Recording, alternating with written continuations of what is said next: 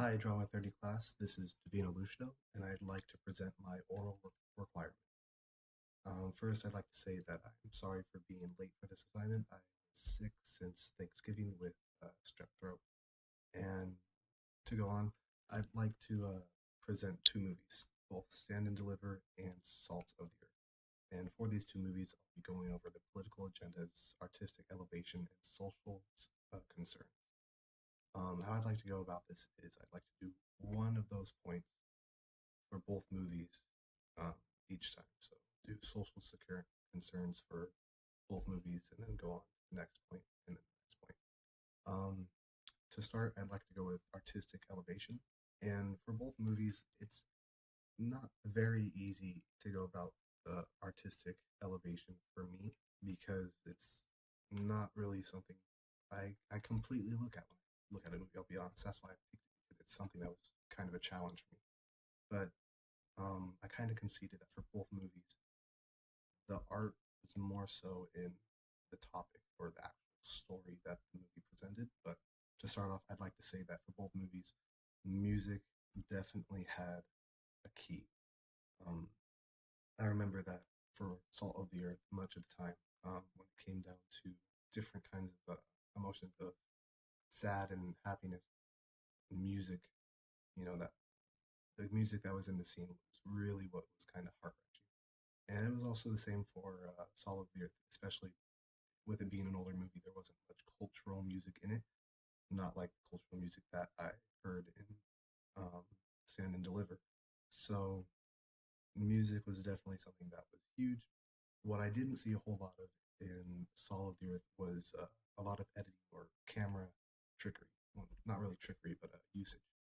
Because it was an older film that was black and white too, that it didn't really have those aspects. So I'll start off with Salt of the Earth. A lot of the story with it being about protesting, with it being about immigrants, and a lot about women rising up to the occasion of being more prominent in society. That was truly to me what was so artistic. And those same aspects also had to do with Stand and Deliver. Stand and Deliver, you have gang violence, you have student violence, you have a high school that has abandoned its students pretty much, and then you have women that to their parents, they don't see them as students or people that are going to go on and get huge jobs. They see them as people that are supposed to get married or that are supposed to work for them. And I thought that the way that the movies presented those ideas, or the way that the movies had those ideas and thought provoking situations is what truly made the movies artistic.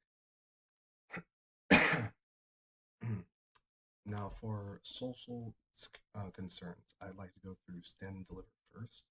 Stand and Deliver, it went through a lot more of teenage abandonment, school system. It's considered a bad area. It had a lot of gangs and everything like that. But pretty much, they were abandoned. The school system said, "Hey, you guys have kind of you've gone off what we want, and we don't want to put the resources here, so we're just going to kind of put the bare minimum and let you guys go on." And another concern was it had a lot of prejudice of the rules for minorities. I mean, you had I forget the character's name, but he was a mechanic and he worked at a hot dog stand, I believe, and that was pretty much where he thought he'd be for his whole entire life. You have women that they're working for their family or they're expected to get married, and then you have Angel, who is pretty much involved in gang related activities. And that's where they're supposed to be in society. That supposed place that is predetermined by just by your color. And that was one of the huge concerns that I saw in the movie. Now, another thing was just the school system in general. The school system in general, they didn't supply the teachers with what they needed to be successful. And that's a huge question for me. Why are these teachers not being prepared, or why are they not actually given the materials they need? They're not set up to be successful in the classroom, and that translates to how poorly the students are getting out of the educational system. Um, Now, for the social concerns that are in Salt of the Earth, this gets a little bit deeper. It goes more towards it stems off of racism too. But at the beginning, you only really think it's discriminating against a group of people, just a general group, and that being Mexicans, the Mexican workers that worked in the mine, and they ended up protesting. They wanted to protest. They have a whole entire workers union, and they're getting ready to protest. And that was the main thing that was in the movie. That's the huge concern that you saw. You saw crooked cops being prejudiced. You saw businessmen just trying to save a dime at the expense of it. But here's the bigger twist. The bigger concern was the women that were also in this group. The Mexican women, the immigrants who were women that were in the they had even less of a voice than the men, because the men at least got to decide what they did in their kind of realm, their workspace, their operating room. That's where they got to make their decisions, and the women didn't have that.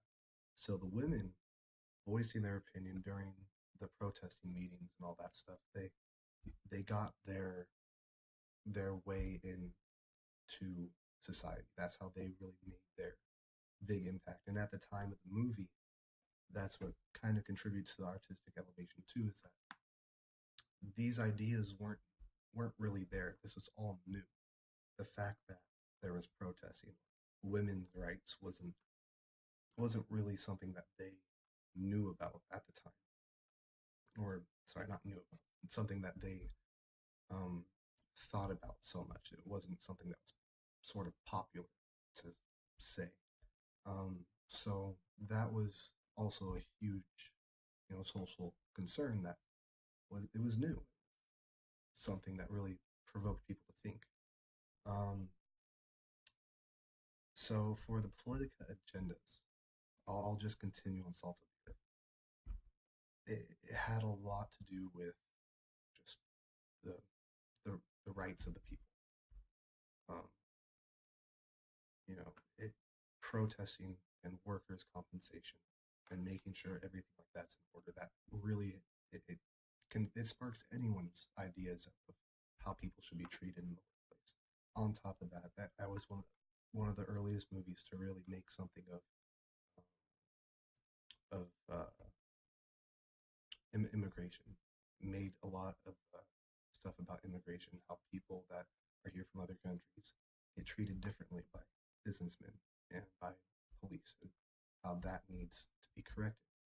It had a huge standing point against prejudice, but mostly for women. The women in the story, they made the biggest impact of the whole entire movie. In the story, they they ended up protesting and then getting put into jail by the crooked police, and they had their babies with them. They were protesting with their babies. That's how strong the women were. That's how much of a statement that the movie was making of how strong the women were. And the only way that they got the cops so pissed off is because they had a baby crying for hours and hours and hours until they released the baby to the father. And just everything that the people went through was a huge statement to how, you know, they're more American than some of the Americans that are actually born here, because they're, they work hard, they fight for what they need, and they fight to be here, and just everything that the movie stands for, it has to, it needs to make some sort of political effect on the way that people think.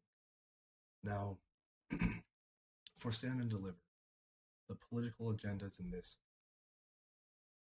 I mean, you could talk so much about the school system and everything like that, but that's not necessarily the main point.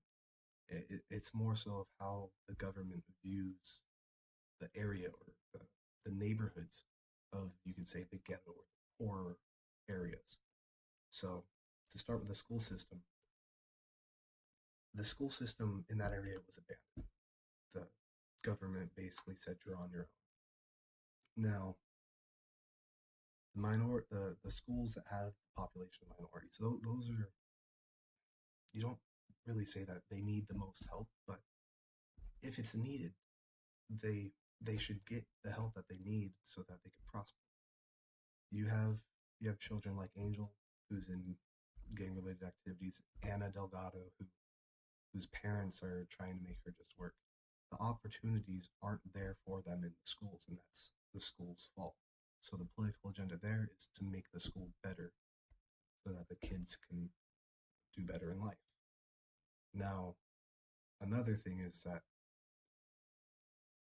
the schools need to be better for the teachers. You have teachers that are fearing their lives, teachers that are in danger or feel endangered by some of the students. They're getting threatened by some of the students. And that's something that shouldn't happen at any high school or any school just in general. It's something that can't happen.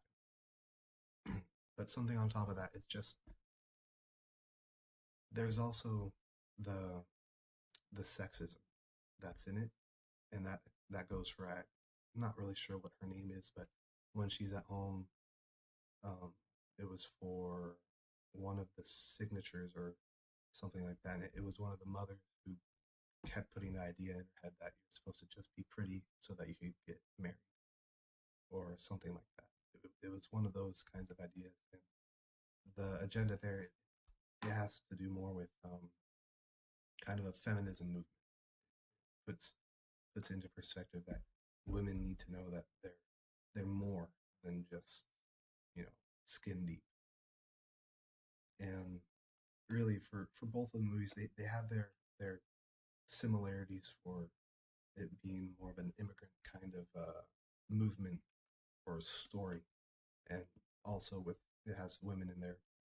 They also have their differences, but realistically, our government and the way that different operations happen within our school districts or our police or businesses, just they're not really as correct or flourishing as they could or should be.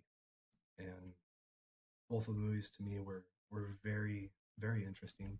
I enjoyed Stand and Deliver a lot. I loved Mr. Escalante, and everything that he did throughout the movie was amazing. Salt of the Earth, it was one of the older movies, but it had a great story, and that's what really kept me watching.